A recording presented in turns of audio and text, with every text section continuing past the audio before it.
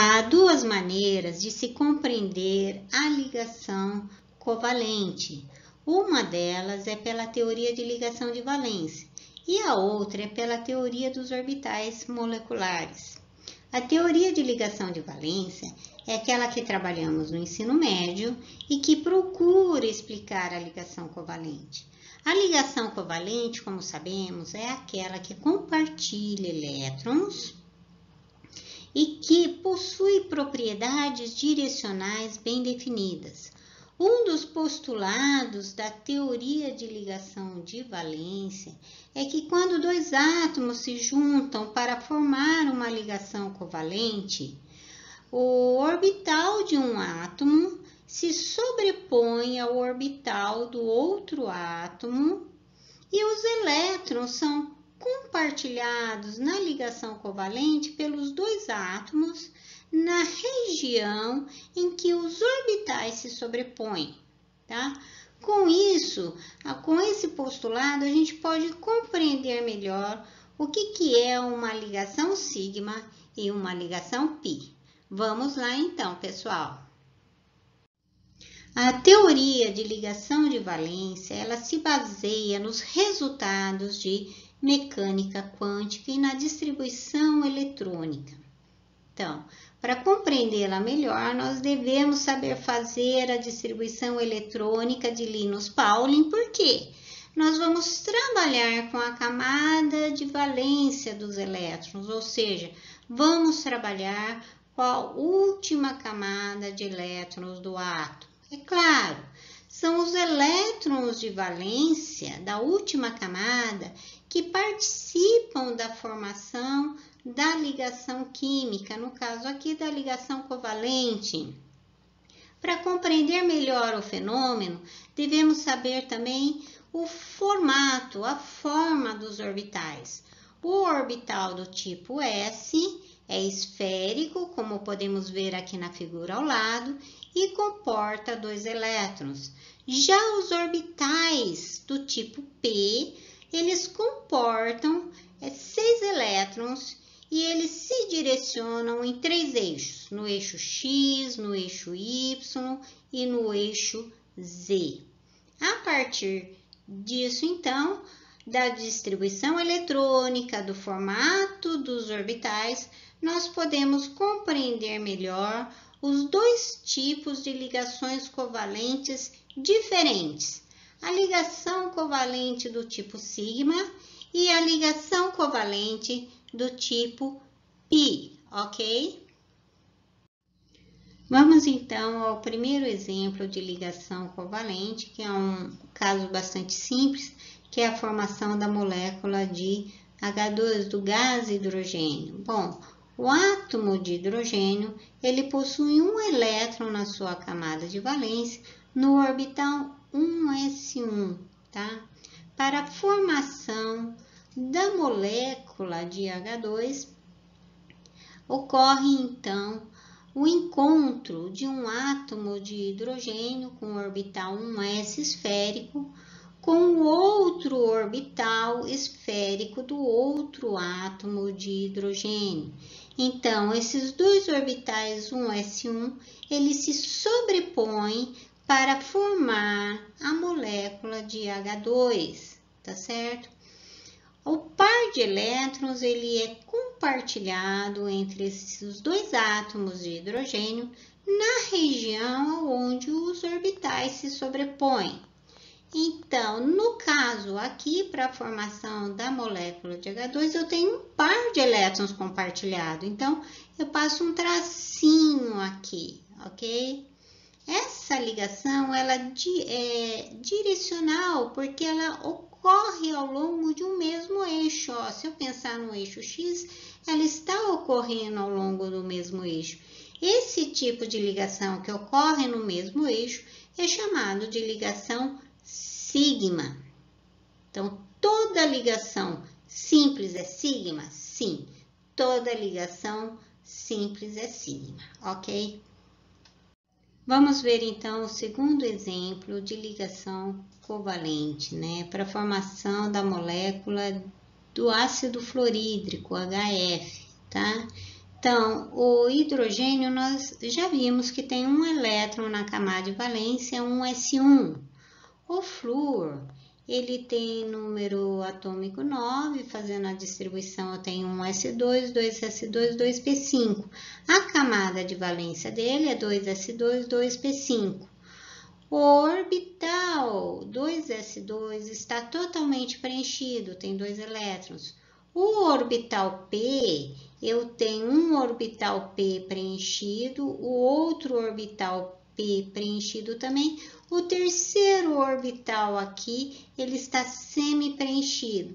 Então, o que vai acontecer é que o orbital 1s do hidrogênio vai se sobrepor ao orbital P aqui da camada de valência do flúor, completando então 2 elétrons nesse orbital para a formação da ligação. Então, o orbital P fica do flúor, fica totalmente preenchido e forma-se então a molécula de HF pela sobreposição do orbital 1s do hidrogênio com o orbital, com um dos orbitais P, ou orbital semi-preenchido P do flúor, tá certo?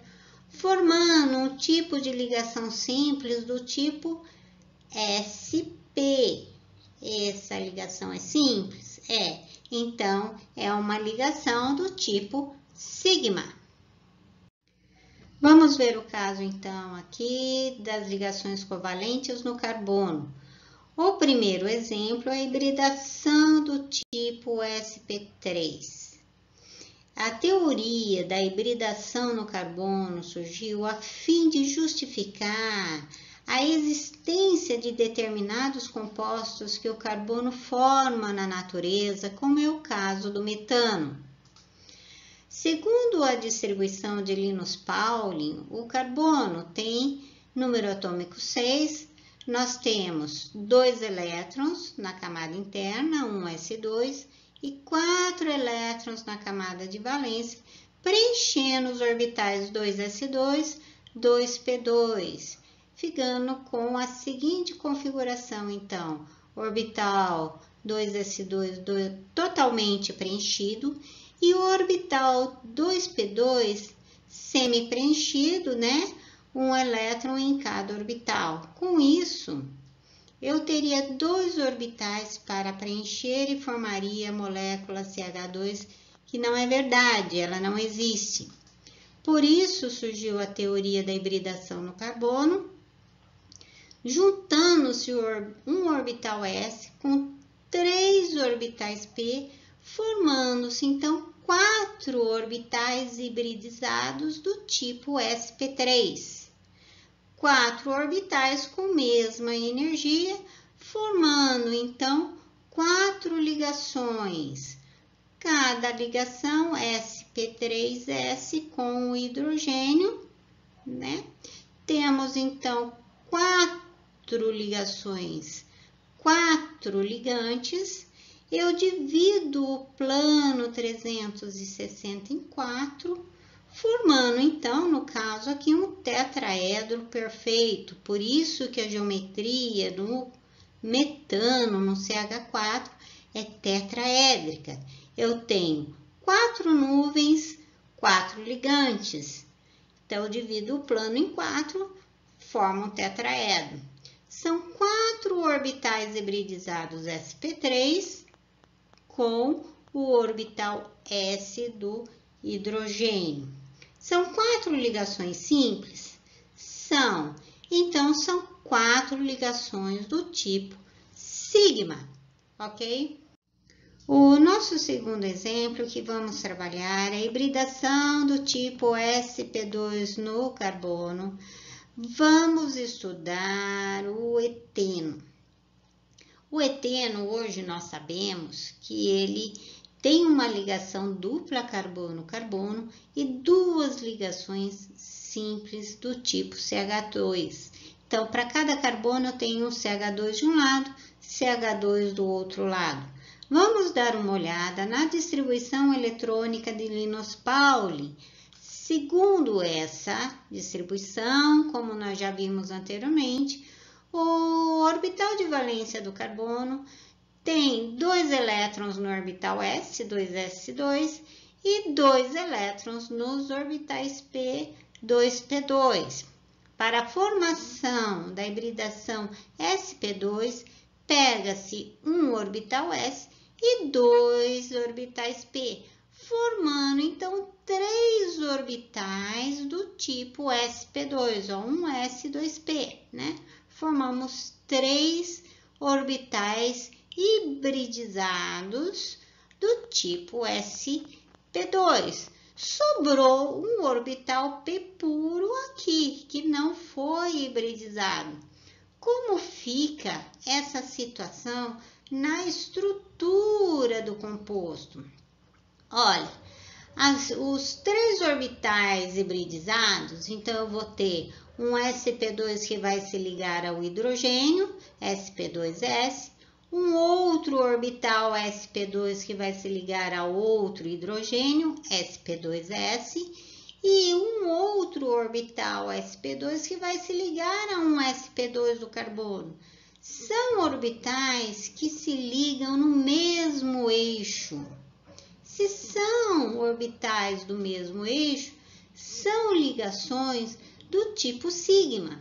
Então, eu tenho ligações simples que são direcionais, que ocorrem no mesmo eixo do núcleo dos átomos.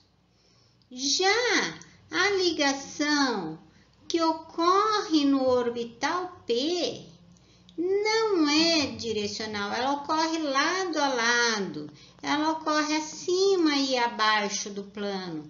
É uma ligação diferente da ligação direcional. Daí ela recebe um nome diferente, que é ligação pi, porque ela ocorre acima e abaixo do plano. Então, no eteno, nós temos a ligação CH como sendo sigma, ligação simples, toda ligação simples é sigma. Então, toda ligação CH aqui, CH2 de um lado, CH2 do outro, são ligações sigma. Já na ligação dupla, eu tenho uma ligação sigma e uma pi. Toda ligação dupla, uma é sigma e a outra é pi? Sim, porque uma vai ser direcional, né, ocorrendo na mesma linha do núcleo entre os átomos. Já a outra ligação vai ocorrer acima e abaixo do plano, que é do tipo pi. Tudo bem? No nosso terceiro exemplo, nós vamos trabalhar com as ligações triplas no carbono e hibridação do tipo sp. Para isso, vamos analisar o etino, também chamado de acetileno. No etino, nós temos uma ligação tripla carbono-carbono e para cada átomo de carbono eu tenho uma ligação simples CH, CH de um lado, CH do outro. A distribuição eletrônica, segundo Linus Pauling, nós já vimos, né? Então, eu tenho 2 elétrons no orbital 2s2 e mais 2 elétrons nos orbitais 2p2. Para formar a hibridação sp, eu tenho que pegar um orbital s e um orbital p e formar 2 orbitais do tipo sp. Sobram 2 orbitais do tipo P puro, que também vão formar ligação, mas vão formar ligações diferentes dos orbitais hibridizados.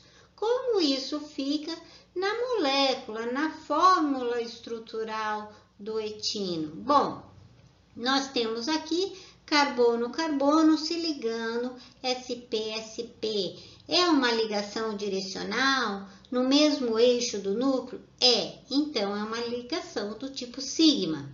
Tenho outra ligação aqui para esse carbono aqui da esquerda, sp hidrogênio. Essa ligação é direcional? Então também é do tipo sigma.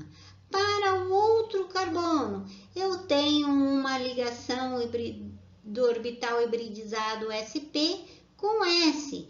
É uma ligação direcional? Então também é sigma. Agora, as ligações que ocorrem entre os orbitais P, vou chamar aqui PY, né? PY acima e abaixo do plano. Essa ligação, ela não é direcional, ela é lado a lado, acima e abaixo do plano. Então, é uma ligação π. Para o eixo Z, eu tenho outra ligação acima e abaixo do plano. Também é uma ligação π. Bom, a ligação que eu tenho direcional é sigma, aqui entre carbono e carbono, na ligação tripla. E para os eixos Y, PY, PZ, eu tenho ligação π. Bom, quando eu tiver uma ligação tripla, eu vou ter sempre uma ligação sigma e duas π. Sim, isso é sempre verdade, tá certo? Bom, assim nós terminamos as ligações covalentes do tipo sigma e π, segundo a teoria da ligação de valência. Agradeço a participação de todos. Até!